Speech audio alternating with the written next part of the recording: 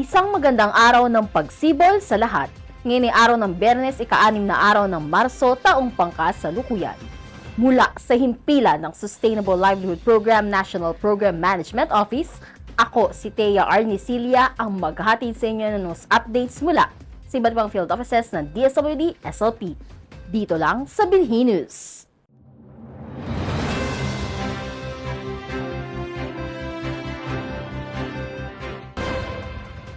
Sa ating pagpasok sa ikatlong buwan ng taong ito, narito ang mga eksklusibong balita na dapat ninyong tunghayan.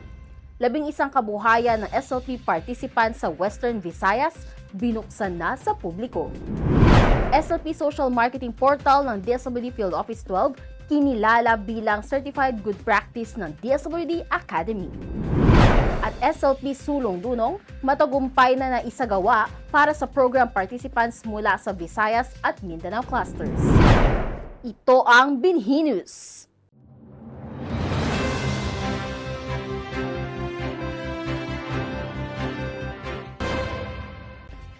Mula sa Western Visayas, 11 kabuhayan ng SLP participants binuksan na sa publiko. Para sa iba pang kaganapan sa riyon, balita'y hatid sa atin ni Clarissa Firmalino, Social Marketing Officer mula sa DSWD SLP Field Office 6.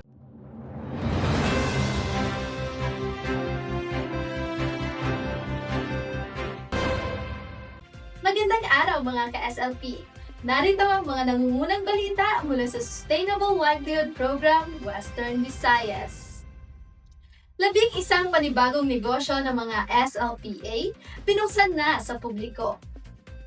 Sa unang 2 buwan ng 2026, 11 panibagong negosyong pangkabuhayan ang binuksan ng mga Sustainable Livelihood Program Associations o SLPAs dito sa Western Visayas.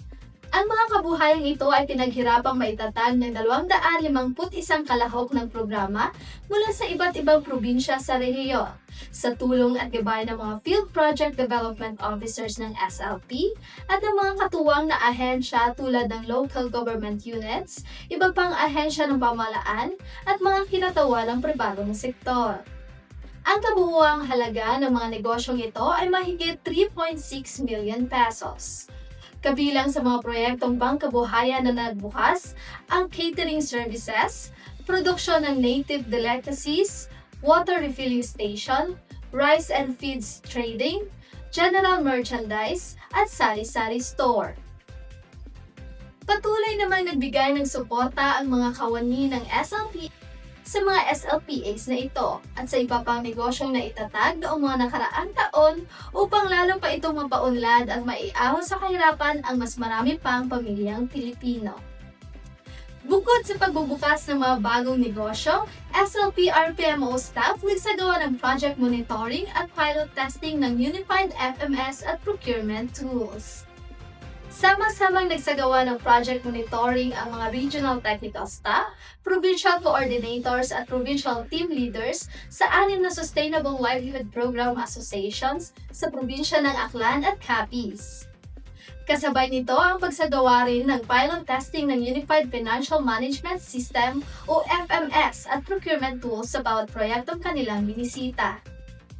Ang Unified FMS at procurement tools ay na-develop noong nakaraang taon matapos ang ilang araw na workshop ng mga kawani ng SLP Regional Program Management Office. Layunin nitong magkaroon ng iisang sistema at format ang mga financial management forms at procurement tools para sa lahat ng SLPA sa rehiyon upang masiguro ang maayos at kumpletong financial records ng bawat asosasyon.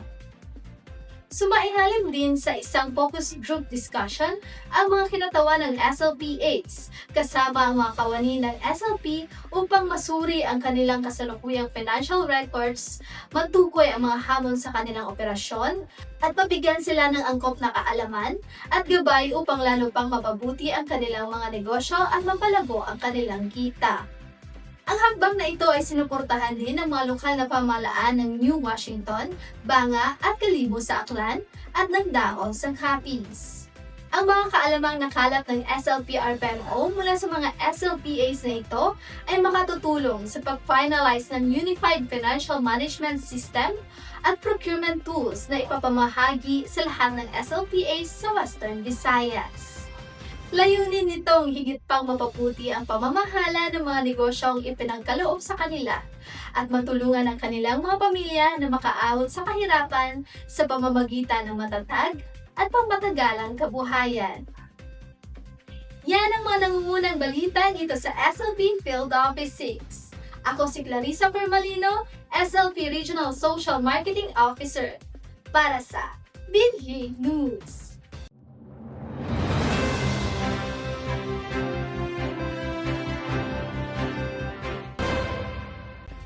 Maraming salamat, Clarissa. Patunay ito ng aktibo at mas pinalakas na implementasyon ng SLP sa inyong rehiyon. Ngayon naman ay dumako tayo sa SACSARGEN. SLP Social Marketing Portal ng DSWD Field Office 12, kinilala bilang Certified Good Practice ng DSWD Academy.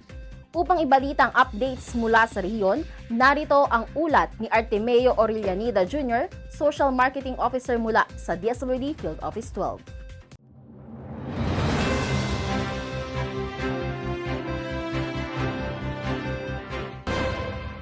Isang mayabong na araw, narito ang mga balita mula sa Field Office 12.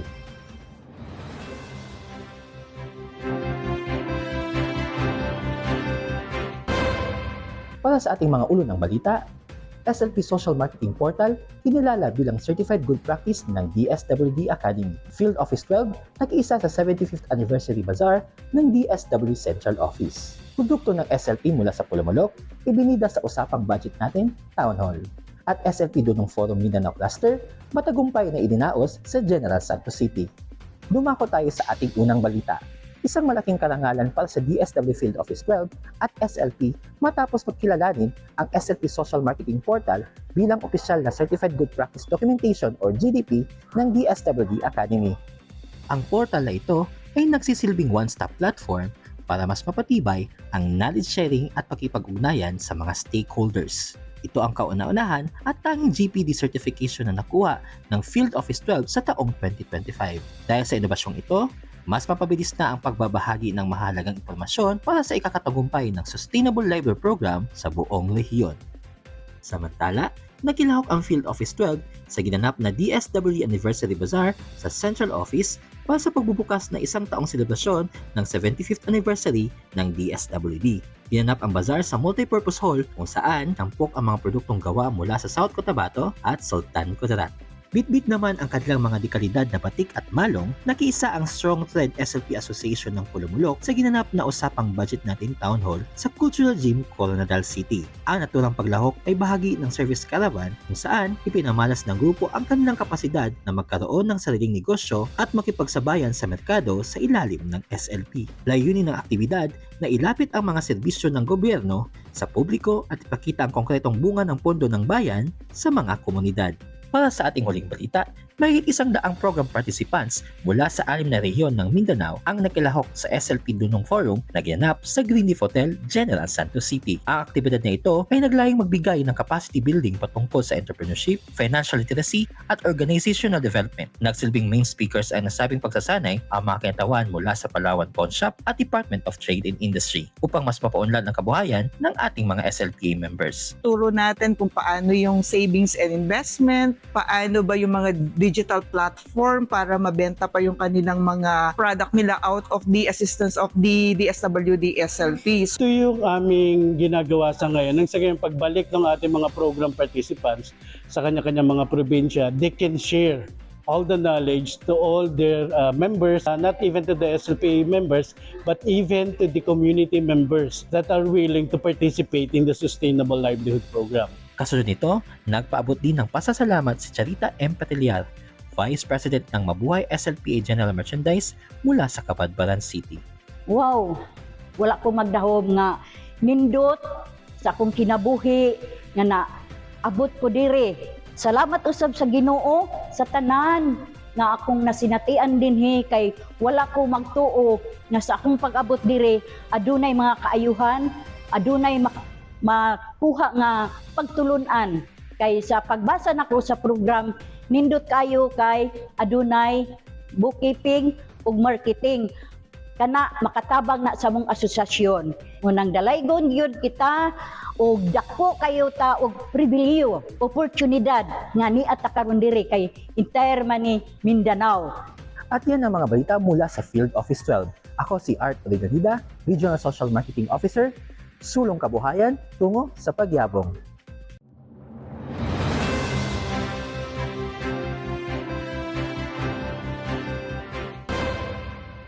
Maraming salamat, Art. Ang mga aktibidad sa inyong rehiyon ay patunay lamang na tuloy-tuloy ang SLP sa paghahatid ng mga oportunidad para sa ikaunlad ng mga kalahok nito. Ngayon naman ay dumako tayo sa updates mula sa DSWD Central Office. Para sa mga aktibidad na isinagawa at nilahukan ng SLP National Program Management Office, balita'y hatid sa atin ni Divine de la Cruz, SLP Correspondent.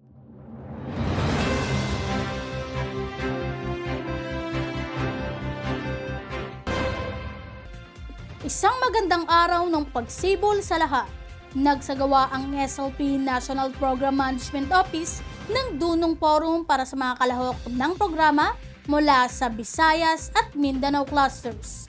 Ginanap noong 11 hanggang 13 ng Pebrero ang Dunong Forum para sa Visayas cluster sa Tacloban City, Leyte.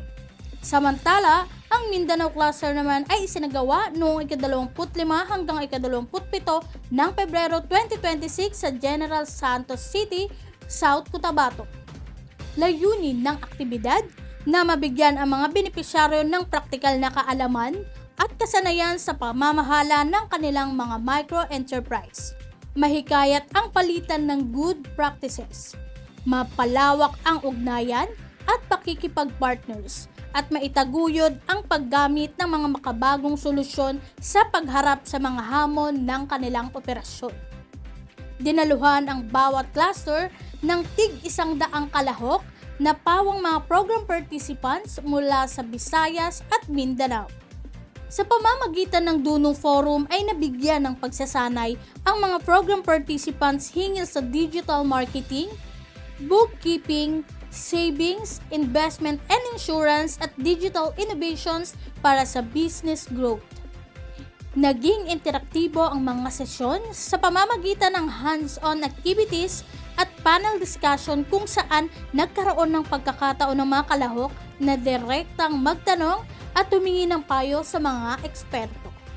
Sa pamamagitan ng SLP 2026 Dunong Fora, muling pinagtitibay ng programa ang layunin nitong hindi lamang magbigay ng pupunan, kundi higit sa lahat ay magbigay ng kaalaman at kakayahan tungo sa pangmatagalang pag-unlad ng kabuhayan ng mga kalahok nito. Maliban sa Dunong Forum, matagumpay rin ang partisipasyon ng SLP sa DSWD 75th anniversary sa pamamagitan ng isang food and trade bazaar na nilahukan ng 18 rehiyon sa bansa noong 19 hanggang 23 ng Enero dito sa DSWD Central Office. Tinatayang humigit kumulang kalahating milyong piso ang naging kabuang kita ng mga nakilahok na merchants. Samantala, nakalikom naman ng humigit kumulang 42,000 halaga ng proceeds ang programa na hinahandog para sa mga napiling center and presidential care facilities ng DSWD na nagsisilbi sa mga kapuspalad at vulnerableng kabataan. Samantala, ginanap naman ang SLP 2027 Work and Financial Planning cum Year Starter Planning Workshop 2026 noong 17 hanggang 20 ng Pebrero sa Zamboanga City. Isinagawa ang workshop bilang suporta sa revised Comprehensive Implementation Guidelines ng SLP sa ilalim ng Memorandum Circular No. 03 Series of 2025 na nagpatibay sa pagpapaunlad ng 5 yugto ng Livelihood Sustainability Plan, Punla, Usbong, Sibol, Yabong at Ani. Nagsilbing resource speakers naman ang ilang kawani ng SLP and PMO na nagbigay ng technical na gabay hinggil sa program trust, policy, direction, at operational priorities sa pamamagitan ng mga workshop at technical sessions. Binuo ng mga regional na kinatawan ang kani-kanilang working financial plans gamit ang regional physical target at budget requirements para sa FY 2027. Kabilang ang quarterly projections at tinatayang pangangailangang pinansyal. At yan ang mga balita dito sa SLP National Program Management Office. Ako si Divine De La Cruz, nag-uula. Sulong kabuhayan, tungo sa pagyabong.